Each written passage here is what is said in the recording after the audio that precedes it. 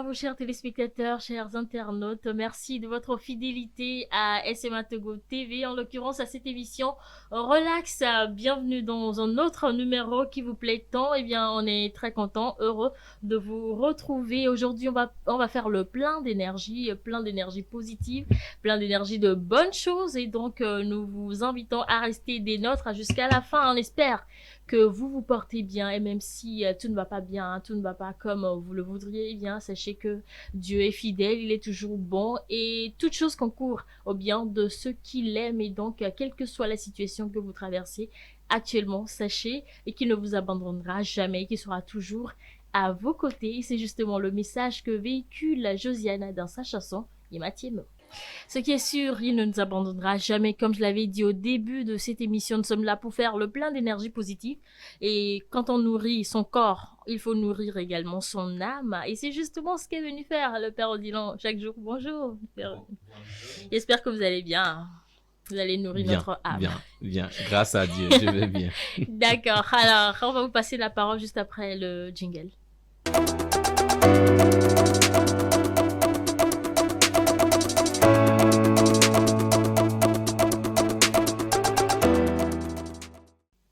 Alors, on va prêter oreille attentive à tout ce que le Père a préparé pour nous aujourd'hui.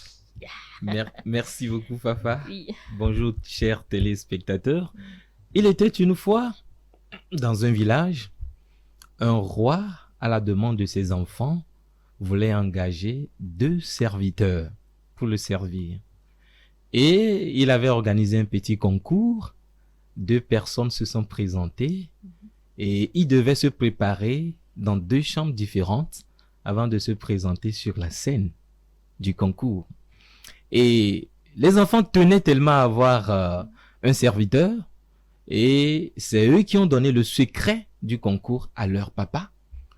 Ils ont imposé le sujet plutôt du concours à leur papa. Et comme ils tenaient à avoir un serviteur, ils ont dû filer aussi le secret à ceux qui préparaient la chambre, voilà, les candidats. Parce qu'ils tenaient coûte que coûte à avoir un serviteur parce qu'ils connaissent leur papa. Et l'heure étant arrivée, les candidats se sont rendus dans leurs différentes chambres pour se préparer. Et il y a un qui était rempli de lui-même. Lorsqu'il est arrivé, on a commencé à lui parler. Il dit non, laissez-moi, je vais me préparer moi-même. On voulait lui filer le secret. Il dit non, laissez-moi, je vais. Il s'attendait même pas. Il fallait prendre le temps de les écouter d'abord. Voilà. Les gens voulaient lui parler. Non, laissez-moi me préparer. Non, ne me gênez pas, laissez-moi. Je sais tout faire moi-même. Voilà. Hein? Je sais tout faire moi-même. Ah, Sûrement, c'est ce qu'il se dit. Et dans l'autre chambre, il était attentif et il écoutait. Et le secret, c'était quoi? Il dit, fais attention à ce que papa va te présenter. Tout ce qu'on te présentera, sois sage. Prends le plus petit. Ne prends pas le plus grand. Parce que je connais mon papa, il aime la grandeur. Si tu prends ce qui est grand, tu risques d'échouer. Et il a écouté quand même les conseils. L'heure étant arrivée, ils ont sifflé. Prrr. Tous 2 se sont retrouvés sur la scène. Et le chef le roi leur a demandé de se rendre dans une autre chambre préparée pour les 2. Là, c'est pas 2 chambres différentes, mais une chambre. Et il y a des objets. Chacun choisit un objet et il sort avec cet objet. Ils sont rendus. Ils ont vu une noix de coco, la pastèque, et une pomme. Plus petite. Oui, le raisin. Tout C'est ça. encore plus petit. Voilà, c'est le plus petit quand même, c'est le plus petit des fruits. Et celui qui a eu le secret, qui a écouté, a tout de suite choisi un raisin, parce qu'il y avait un de chaque. Et l'autre, il aimait la grandeur aussi, c'est pourquoi il n'a pas voulu écouter les autres. Oui. Tu sais ce qu'il a pris? La pastèque, n'est-ce pas? Non, une noix de coco. La noix de coco, d'accord. Donc, mais une grosse noix de coco. Donc, ils sont sortis, voilà, sur la scène. Ils étaient bien habillés, avec des chants de danse et ainsi de suite. Et le roi sort et dit, chacun a choisi quelque chose? Ils disent oui. Chacun avale ce qu'il a choisi. Midon. Chacun avale. Comment ça va pouvoir se faire? J'imagine. Chacun avale ce qu'il a choisi. C'est pas possible. Et l'autre, tout dansant, a avalé son grain de Oui. raisin. Simplement, sans souci. Vous vous imaginez? Lui qui n'a pas écouté et qui a choisi quoi? La noix de coco, vous imaginez Qu'est-ce qu'il va sa faire? peine? Il ne Et va- la leçon que nous tirons de cette petite histoire, c'est que l'humilité précède la La gloire. Et l'humilité est une force. L'humilité est une puissance. C'est une arme pour quiconque veut se réaliser dans la vie. Et nous allons voir le livre des Proverbes qui nous parle tant de l'humilité. Je vais choisir juste un chapitre, le chapitre 15, verset 33, qui dit « La crainte du Seigneur enseigne la sagesse et l'humilité précède la gloire. » C'est là, c'est biblique.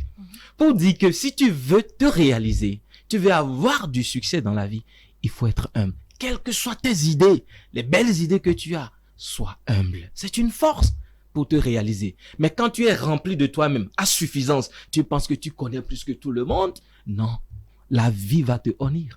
Oui. Et c'est ça, et c'est ce que nous tirons de cette petite leçon. Et pour nous chrétiens, nous avons un modèle parfait de l'humilité qui est Jésus. Oui. Jésus, quand vous voyez la lettre de Saint Paul apôtre aux Philippiens chapitre 6, chapitre 2 plutôt, excusez-moi, versets 6 à 11, c'est comme un chant même. Un chant, un cantique de l'humilité. Et il dit, Christ Jésus est en la condition de Dieu, ne retint pas jalousement le rang qu'il égalait à Dieu, mais il s'est anéanti, prenant la condition de serviteur.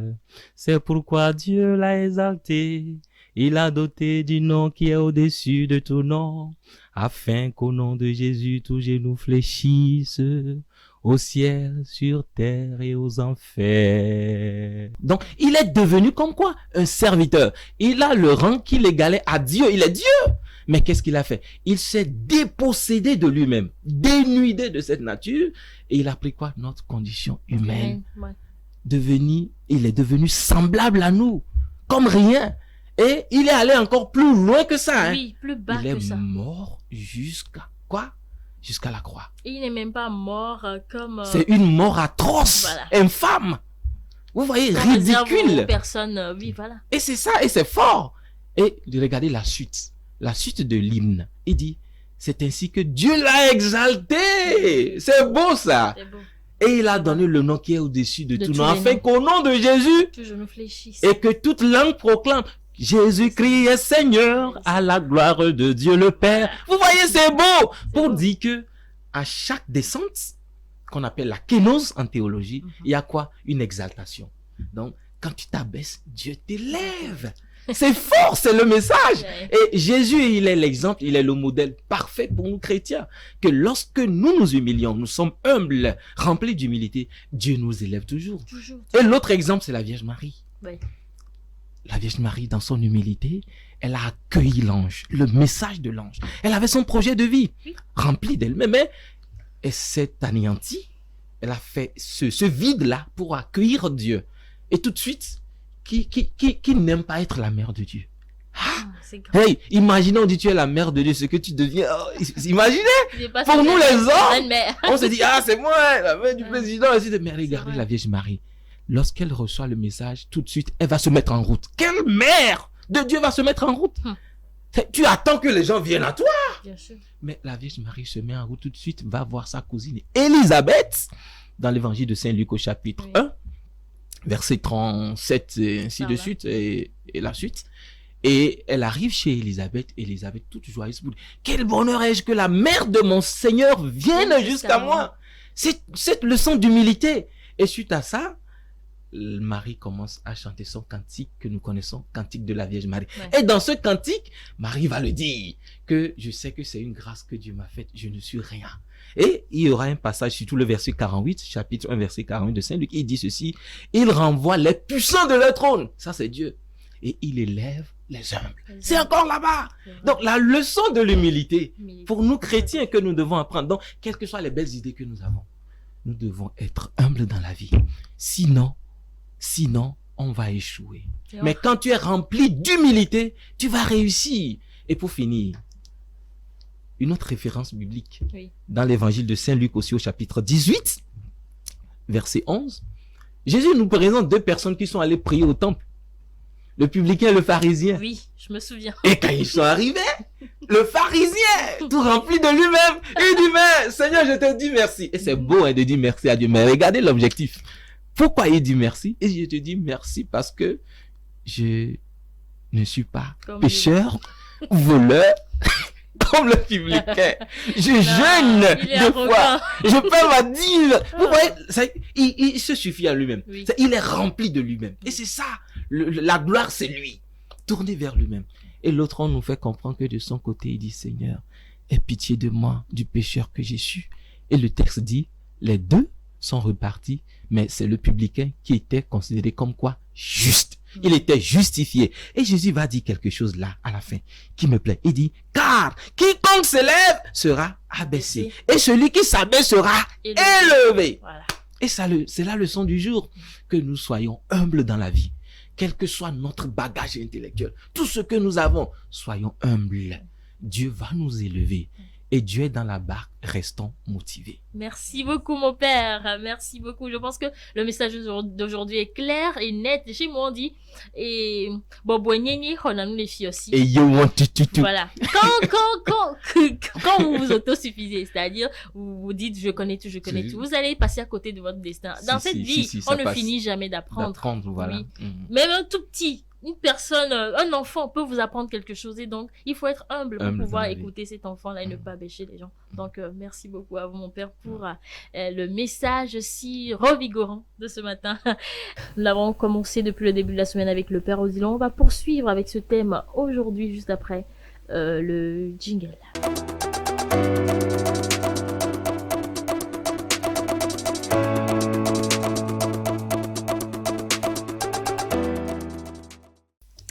Alors, mon père, aujourd'hui également, j'ai beaucoup de questions pour toi, plusieurs questions. Je m'inscris toujours, hein, j'essaye chaque fois de m'inscrire dans la dynamique des téléspectateurs, tout ce qu'ils voudraient savoir pour faire en sorte que tu puisses nous donner des réponses comme ça. Également, à la maison, ils pourraient être satisfaits. Donc, aujourd'hui, avant, disons, de rentrer dans le vif du sujet, en venant, et j'ai vu sur une pancarte « Centre de prière dangereuse ». J'aimerais savoir, mon père, est-ce qu'il y a une prière dangereuse, une prière inoffensive? Je sais pas trop. Éclairez-nous un tout petit peu. Merci beaucoup, Fafa, pour la question qui fait beaucoup rire. Centre de prière dangereuse. Ça fait rire parce que est-ce qu'il y a une prière dangereuse? Est-ce que là, je me pose assez de questions au niveau du libellé.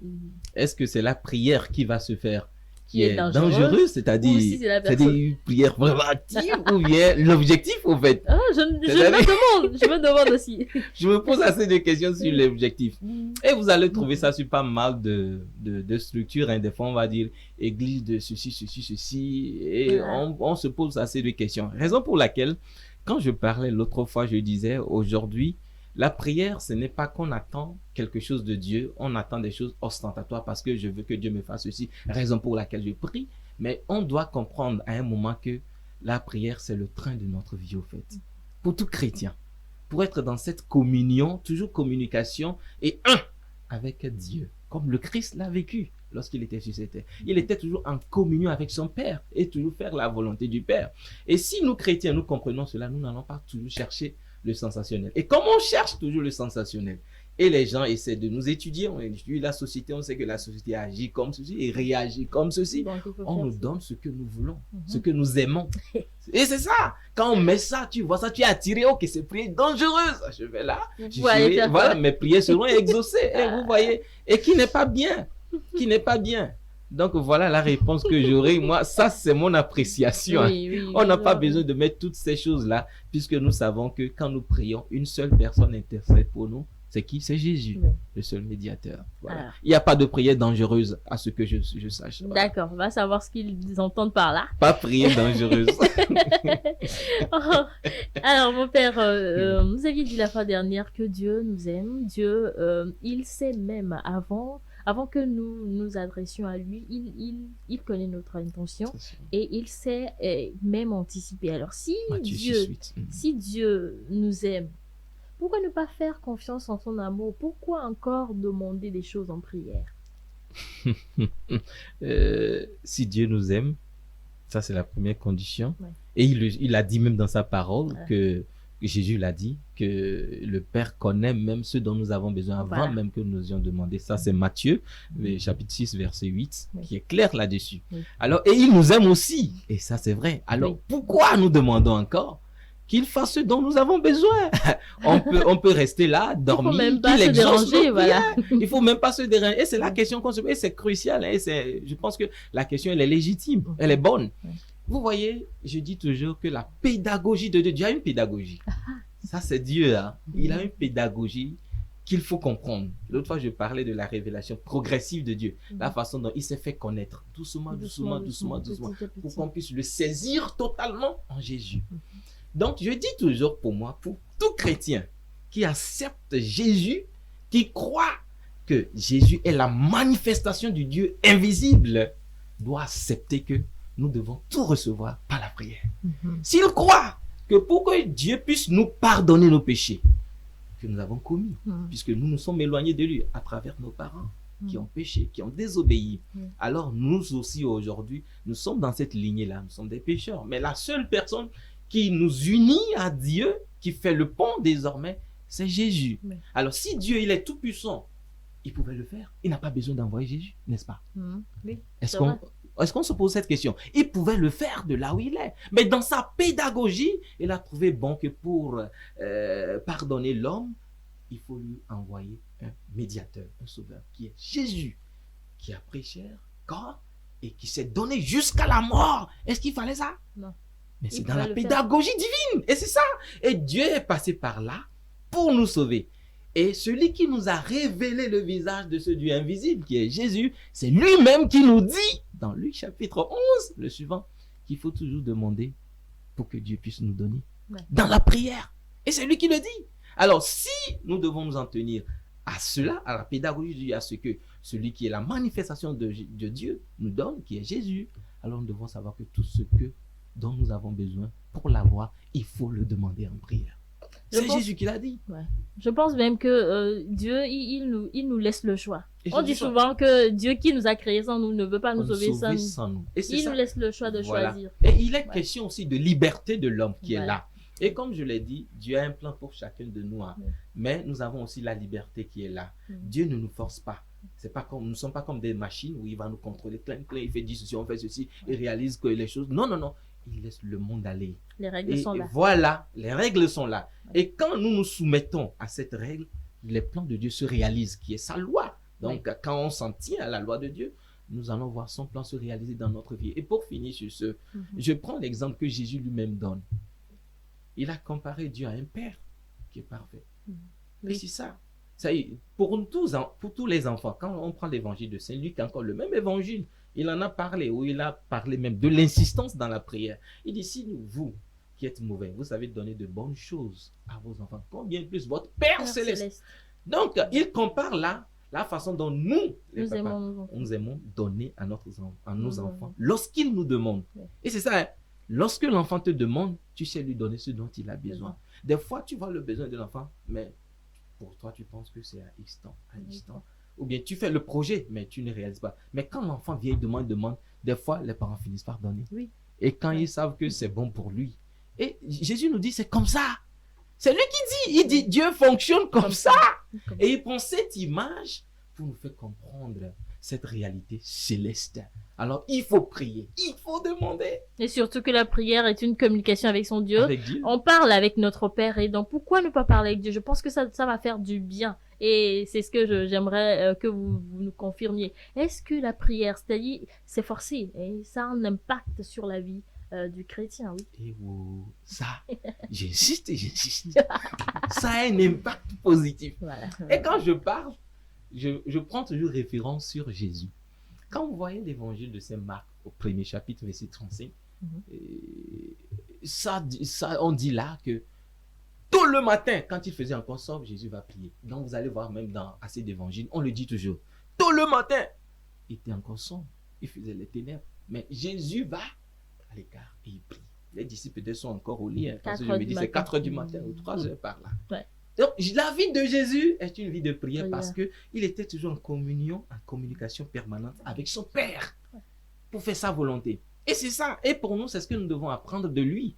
Et de ça, je vais tirer une leçon quand je dis Jésus savait ses prières, ses prières. Raison pour laquelle, quand il descend de cette montagne, c'est-à-dire les gens qui accourent vers lui, telle personne est malade, il le touche. La personne guérit. Celui-ci a telle chose, il court vers lui, il demande ceci, il le guérit, il le remet, il le restaure. Et c'est ça. Et les gens sont là, ils le regardent, mais lui là, et il est nouveau, il donne des enseignements qui sont nouveaux. C'est-à-dire, il donne quelque chose de nouveau. Ouais. Et il donne quelque chose de nouveau parce que il tient sa source de quelque part. Et c'est ça. Et pour tirer, comme je le dis, je voulais tirer une leçon. Et la leçon, c'est quoi? Regardez l'évangile de Saint Marc au chapitre 9 aussi. Hein, je ne sais pas. J'allais le lire, chapitre 9, verset 14, où on nous fait comprendre que un papa a envoyé son fils qui était possédé pour que les disciples puissent le délivrer de cet esprit mauvais. Mais de cet esprit mauvais qui est l'esprit de sourdité. Ou bien. Donc, quand il a apporté son fils, les disciples n'ont pas pu délivrer cet enfant, n'ont pas pu chasser le mauvais esprit. Et qu'est-ce qui s'est passé? Jésus, en ce moment, était sur la montagne, il priait. Lorsqu'il est descendu de la montagne, et il a dit à Jésus, le papa dit à Jésus, mais j'ai envoyé mon fils pour que tes disciples puissent le délivrer. Mais ils n'ont pas pu. Ils n'ont pas pu. Et Jésus va leur poser une question. Combien de temps serai-je encore avec vous? Vous savez ce que ça veut dire? C'est fort. Jésus qui dit combien de temps serai-je encore avec vous? Ça veut dire, vous ne me regardez pas. Vous n'apprenez pas de moi. Tout ce que je fais là, vous ne voyez pas. Je prie. Vous ne savez pas d'où est-ce que je tire ma source. Et ce n'est pas fier. Et Jésus, voilà, initie un dialogue avec eux, avec le papa.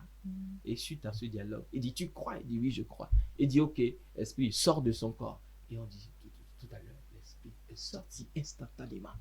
Et il a prié, Jésus a demandé, Dieu a donné, il a exaucé, son Père a exaucé. Et après, l'évangile finit comme ceci. Lorsqu'ils se sont retirés, les disciples, ils se sont baissés, ils demandent à Jésus, mais comment est-ce que tu as fait ça? Et Jésus dit, mais cet esprit, ça sort par la prière. Et Saint Matthieu va ajouter, et le jeûne.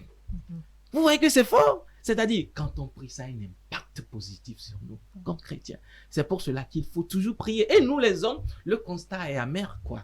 Parce que nous voulons passer juste quelques secondes avec Dieu, avec Jésus, et passer des minutes, des heures à régler nos problèmes. Ça ne va jamais marcher. C'est vrai. Mais Jésus, qu'est-ce qu'il faisait? Les autres, qu'est-ce qu'il faisait? Jésus passait combien de temps? Assez de temps avec son Père en communion, en communication. Et lorsqu'il descend de la montagne, juste quelques minutes, clac, clac, clac, il dénoue la situation. Et pour nous, si nous voulons vraiment résoudre nos situations, nos problèmes, confions-nous d'abord à Dieu. Oui. Vous avez raison, mon père. Je connais quelqu'un qui, lorsqu'il a des problèmes, il passe tout son temps à réfléchir par lui-même. Je dis, mon cher, prends 5 minutes au moins de tout ce temps-là. Confie ça en premier à Dieu. Tu vas voir, nous n'avons pas de force. On n'a pas de force. Notre force est limitée. Et par la prière, on acquiert cette force et Dieu vient à notre secours. Alors, mon père, j'ai une autre question. À l'église catholique, on prie chaque fois le Notre Père. Et moi-même, quand je veux quelque chose et que je demande cela en prière, aujourd'hui, quand je le dis, demain, je le dis. Demain, je le dis. Demain, je le dis. Et c'est comme une répétition. Est-ce que nous pouvons prier de manière répétée pour la même intention? Si. C'est comme une insistance. Oui. Et Jésus l'a dit dans l'évangile de Saint-Luc. Lorsqu'il a appris, il nous a appris notre Père. Parce que c'est dans cet évangile au chapitre 11. Il nous a appris le schéma, le Notre Père. Il dit prier ainsi à la demande des disciples. Notre Père qui est aux cieux, que ton nom soit sanctifié. Et la suite, il va donner une parabole sur l'insistance de prier. Et ça nous interpelle pour dire que nous devons répéter, nous devons continuer à demander. Et quand je le dis, et je le fais encore en lien avec une réponse que j'avais donnée avant, pour nous faire comprendre que la prière, ou bien la demande, ce que nous demandons à Dieu, ne doit pas être isolé de ce qu'on appelle la prière. Parce que notre prière, la prière, c'est toute notre vie au fait.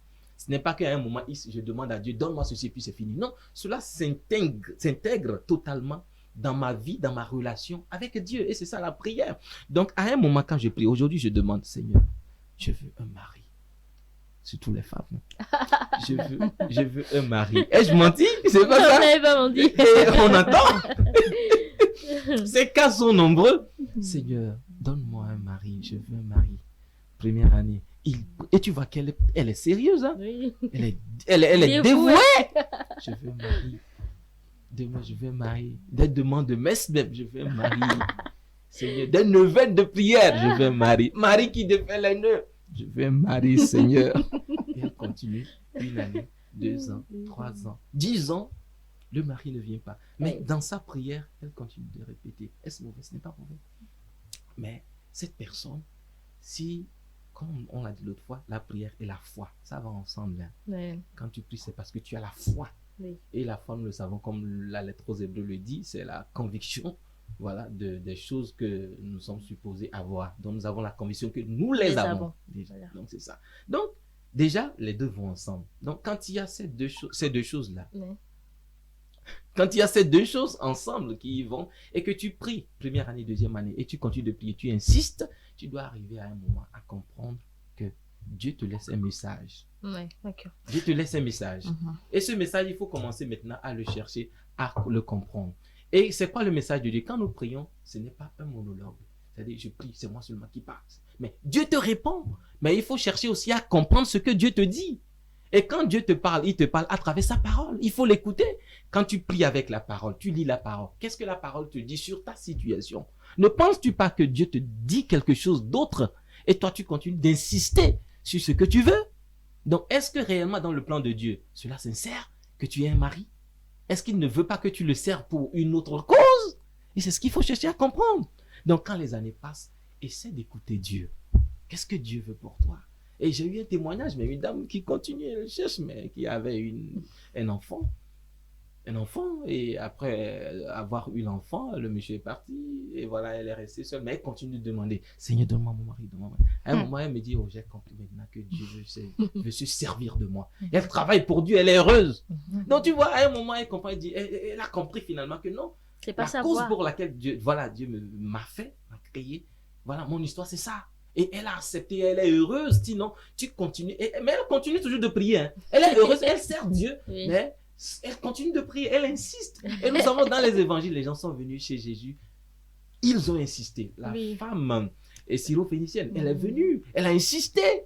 Donc elle a présenté la cause de sa fille, tout ça. Là, j'ai dit, mais tu penses que quoi, la nourriture des enfants, on va donner ça aux chiens? Pas possible. Et elle a insisté, elle dit, mais même quand les enfants mangent ce qui tombe là, c'est pour les chiens. Puis elle a persisté, persévéré, et la suite c'était quoi? Jésus dit, femme! Là, elle est forte. Il faut répéter, il faut continuer. Insister. Alors, mon père, est-ce que on peut demander à quelqu'un d'autre de prier pour nous? Est-ce que ça va fonctionner comme si c'était nous qui prions pour nous-mêmes? Est-ce que la personne va, c'est-à-dire, vous savez, quand on prie, on est dans une attitude, il y a le cœur qui est meurtri parfois quand ce que nous demandons, c'est fort et qu'on veut l'avoir tout de suite. Est-ce que quelqu'un d'autre peut prier pour nous? Et c'est-à-dire que cette prière soit efficace. Oui, ça on appelle ça la prière d'intercession. Ah ouais.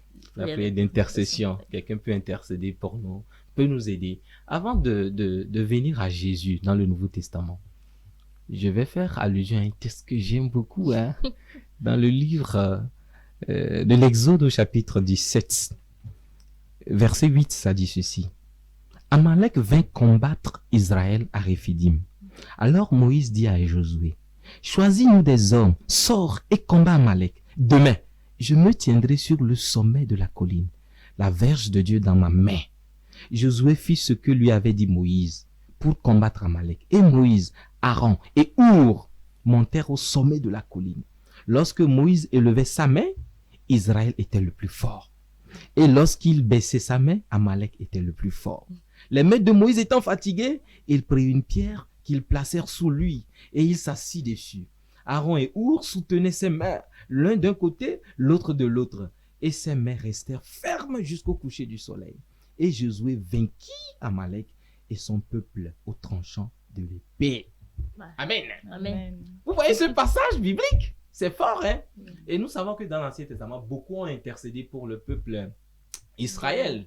Et Moïse, Abraham, beaucoup. Mais moi, j'aime ce texte particulier parce qu'il nous donne assez de leçons. Vous voyez ici, on dit Amalek, voilà, qui combattait Israël. Mais Dieu donne un message à Josué et à Moïse. On demande à Moïse d'aller sur la montagne et prier.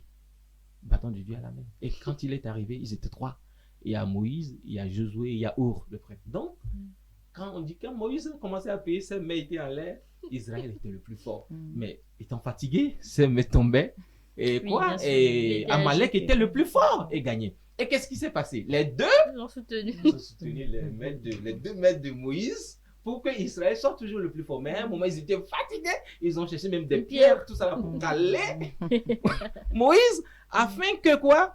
Israël soit le plus fort. Et en fin de compte, ils ont gagné. Il y a un message très fort là, au niveau de l'intercession, de la prière, de l'intercession.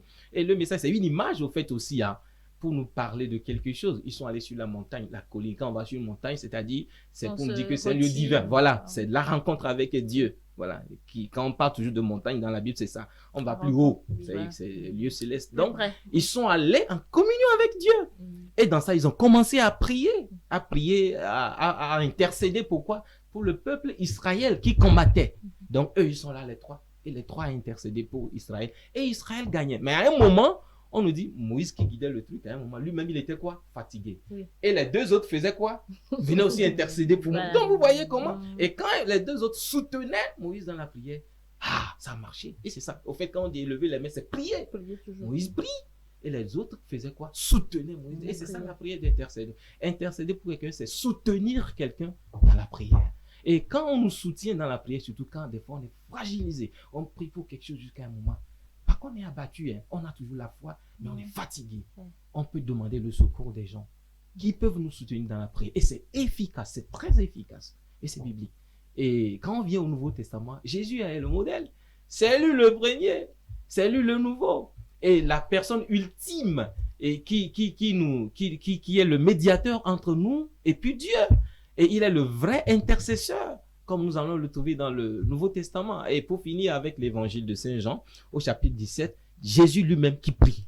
Oui. Il prie et il dit, je prie pour mes disciples, pour ceux qui seront persécutés, pour ceux qui vont recevoir ma parole. Dans Jean chapitre 17, dans sa grande prière, il prie pour ses disciples et pour ceux qui entendront aussi sa parole et croiront à son message. Donc, il prie pour nous. Donc voilà, c'est efficace. Merci mon père. Alors, Tata Hélène avec une question pour moi. Bon, je vais la laisser vous la poser. Comme ça, on aura ensemble la réponse. Bonjour mon père. Bonjour Hélène. Auparavant, ma question c'était, auparavant, on se voilait la tête pour prier. Mais aujourd'hui, bon, avec les cheveux, on y va, on prie. Et il y a exaucement des fois. Bon, j'aimerais savoir si un prêtre avec des dreadlocks peut intercéder pour quelqu'un. Parce que bon, avec les dreadlocks, les gens ont des images pas possibles sur les gens, quoi.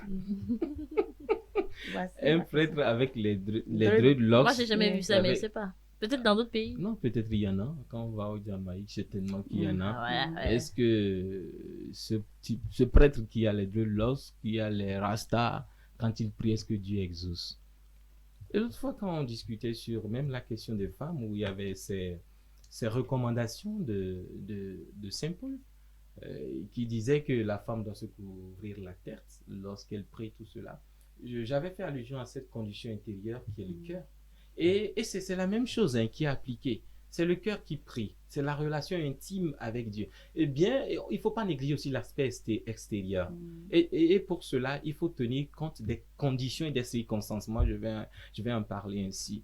En Afrique, ici, trouver quelqu'un, un prêtre qui a des dreadlocks peut choquer. Qui est prêtre, ça peut choquer. À cause de notre culture, ça peut choquer.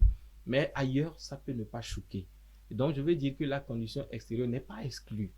Mais cela ne doit pas trop jouer dans cette relation intime que nous avons envers Dieu. Et quand le prêtre prie, le prêtre, dans sa condition, parce qu'il est oint, pas l'extérieur, il est oint avec son âme, c'est Dieu qui l'a choisi comme médiateur pour intercéder pour les hommes, pour prier pour les hommes. Alors ce qu'il fait, c'est dans cette relation intérieure qu'il a avec Dieu.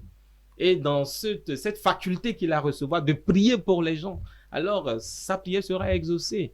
Donc ça, c'est ma réponse sera exaucée. Maintenant, l'autre aspect, c'est le scandale que cela peut causer. Voilà, en Afrique, ça peut être, peut-être les gens, ça peut être mal vu, des préjugés, mais ailleurs, cela peut ne pas être le cas. Faisable. Merci beaucoup à vous, mon père. On aimerait continuer cette conversation avec vous, mais le temps est contre nous. On ne peut plus continuer, il faut rester dans le temps. Et donc, merci pour tout ce que vous avez apporté aujourd'hui comme message, comme réponse à nos questions. Et j'espère que les téléspectateurs en ont été édifiés, sont davantage éclairés. Merci également à toi, Tata Hélène, de nous avoir accompagnés. Et c'est un plaisir, comme d'habitude. Merci à Raymond, merci à Regina du côté de la technique. Merci à vous. Restez toujours connectés sur SMA Togo TV. On se retrouve demain. Portez-vous bien.